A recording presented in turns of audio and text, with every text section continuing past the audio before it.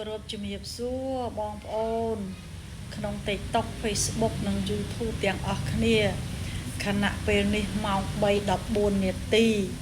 នាថ្ងៃទី 16 ខែធ្នូឆ្នាំ 2025 នៅប្រទេសកម្ពុជាបងប្អូនខ្ញុំគឺជា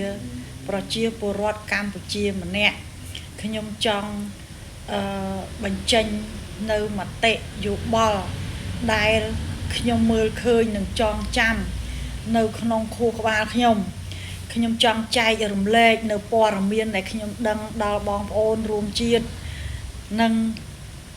បងប្អូនជនរួមជាតិនិងអន្តរជាតិទាំងអស់ឲ្យបាន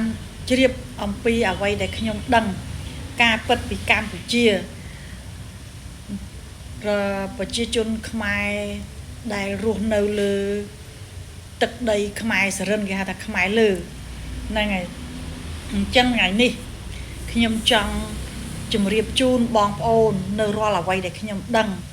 នៅពេលដែលសៀមឈ្លានពានទឹកដីខ្មែរយើងបានទៅទាំង37ខេត្តក្រុងនោះគឺសៀមវាបំពាក់គោលជំហរវាបានបញ្ចូលនៅមនោគមវិជ្ជាដល់ខ្មែរយើងនៅផ្នែកខាងលើទាំង37ខេត្តក្រុងបងប្អូនអញ្ចឹងរយៈពេលនោះមកដល់សម័យនេះវាច្រើ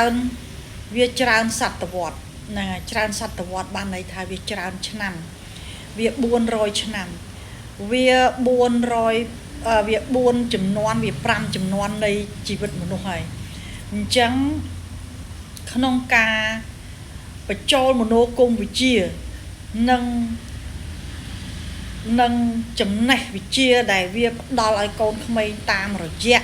ប្រវត្តិសាស្ត្រคล้ายៗគឺត្រូវបានវង្វេងហើយអញ្ចឹងមនុស្សនៅទឹកដីខ្មែរលើអញ្ចឹងគឺយើងវង្វេងពិបាកពិចារណានិងគិតម្នាក់គិតឃើញទៅនេះគិតឃើញទៅនោះអញ្ចឹងយើងបែរមកស្ដាប់អំពីការពិតពីខ្ញុំបងប្អូនអញ្ចឹងនៅរាល់អ្វីដែលខ្ញុំដឹងរឿងពិតនៃទឹកដីខ្មែរនៅខ្មែរលើទាំង37ខេត្តក្រុងគឺត្រូវបានសៀមឈ្លានពានយកទៅកាន់កាប់ទាំងប្រជាជនទាំងទឹកដី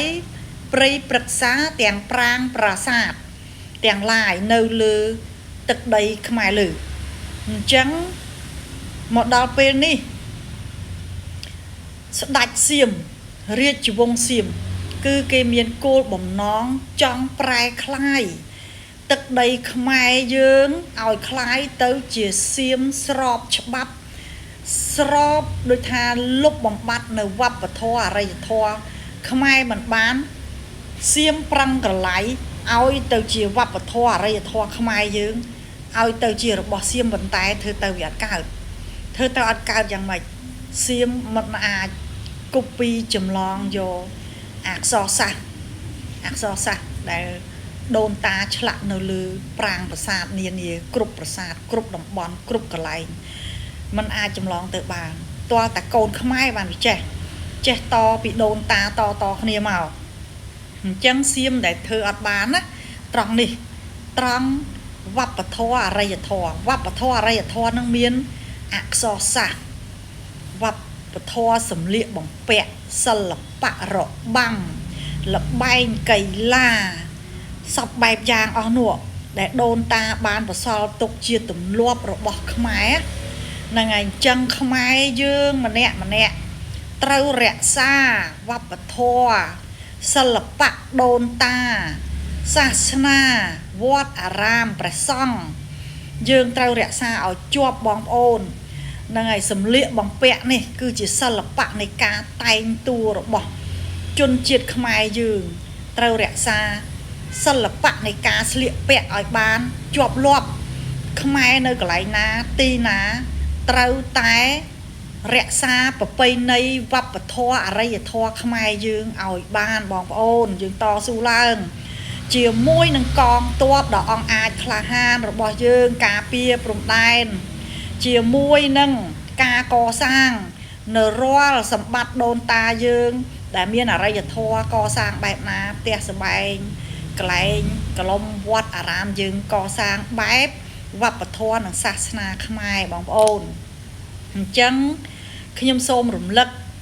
ទៅបងប្អូនខ្មែរយើងខ្មែរលើសូមឲ្យចេះការពារនៅវប្បធម៌សាសនាដូនតាខ្ញុំ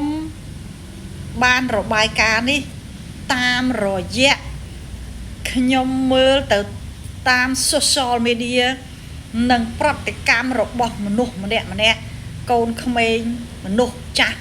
ហើយខ្ញុំយកមកអានលេហ្នឹងហើយខ្ញុំយកព័ត៌មានពីប្រទេសថៃហ្នឹងពីសាស្ត្រាចារ្យរបស់សាស្ត្រាចារ្យជនជាតិថៃជនជាតិខ្មែរដែលអ្នករៀនសូត្រចេះដឹងគាត់យកមកផ្សព្វផ្សាយនៅក្នុង social media ព្រមទាំងគណៈបករបស់ថៃខាងស្ដេចនឹងដែលឈ្លានពានមកកម្ពុជានឹងគឺខ្ញុំអានលេខ្ញុំជាមនុស្សអានលេផ្លូវកដាលបងប្អូនអញ្ចឹងទឹកដីខ្មែរយើង37ខេត្តក្រុងជារបស់ខ្មែរពិតមិនប្រឌិតដោយពួកសៀមកលៃប្រវត្តិសាស្ត្រឲ្យក្មេងវង្វេងប្រវត្តិសាស្ត្រអញ្ចឹងចំនួននេះគឺកើតឡើងដោយសារការក្រឡៃប្រវត្តិសាស្ត្រអានេះខ្ញុំសូមផ្ដាំផ្ញើទៅខ្មែរលើព្រមទាំងជនជាតិថៃផងដែរដើម្បីយើងស្វែងរកសន្តិភាពទាំងអស់គ្នាបងប្អូនដើម្បីឲ្យស្រុកសន្តិភាពយើងត្រូវដើរកដាលផ្លូវកដាលហ្នឹងហើយអញ្ចឹងចំនួននេះកើតឡើងដោយសារការក្រឡៃប្រវត្តិសាស្ត្រហ្នឹងហើយក្រឡៃប្រវត្តិសាស្ត្រហើយសៀមឈ្លានពានទឹកដីតាមរយៈស្ដេចសៀមមានមហិច្ឆតាចង់លុបបំបត្តិនៅពូជសាសន៍ខ្មែរដើម្បីក្រឡៃទឹកដីខ្មែរទៅជាថៃអញ្ចឹងវាទៅឲ្យរួចដោយសារពូជសាសន៍ខ្មែរកើតដុះដាលពាសពេញពិភពលោកខ្មែរលើខ្មែរក្រោមខ្មែរកដាល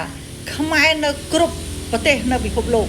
អញ្ចឹងលុបអត់បាននៅកន្លែងនេះអញ្ចឹងបងប្អូនខ្មែរយើងនៅគ្រប់ទីកន្លែងសូមជួ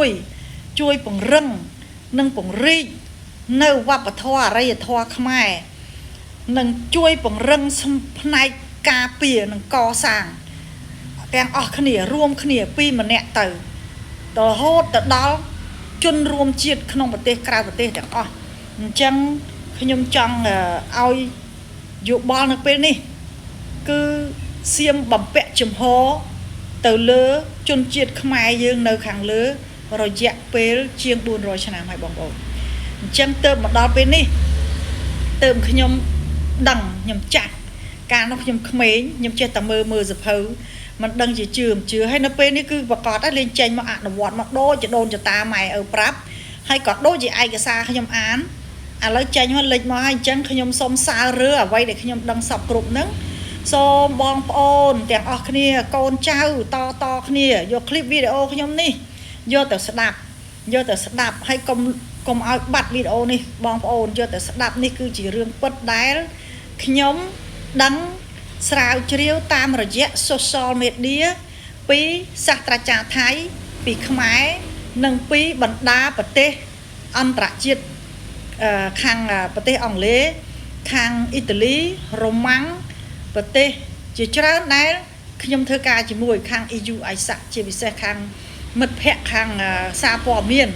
និងសារព័ត៌មានជាច្រើនដែលខ្ញុំបានដើរធ្វើការជាមួយនឹងអន្តរជាតិអញ្ចឹងខ្ញុំដឹងរឿងរ៉ាវអស់នេះខ្ញុំ